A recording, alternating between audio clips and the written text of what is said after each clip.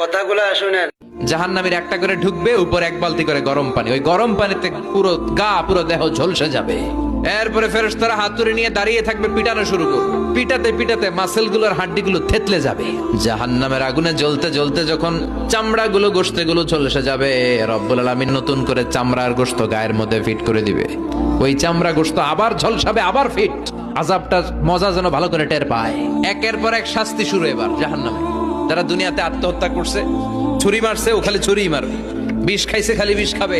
যে মেয়েগুলো ওড়নায় গলা পেঁচিয়ে আত্মহত্যা, তারা জাহান্নামের রশিতে আর ওড়নায় খালি আত্মহত্যা করতেই থাকবে।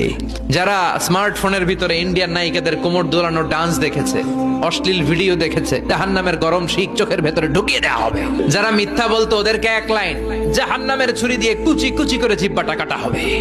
অন্যের জমি মেরে খেয়েছে এরকম ডাকাইত আছে নাই, 7 জমিন ওর কাঁধে তুলে দেওয়া হবে। এবার কারে কর, গিবত করে চগল খড়ি আছে না নাই, তাদেরকে আল্লাহ জাহান্নামের তামা দিয়ে নখ বানায় দিবে, আগুন ঝরবে ওটা থেকে।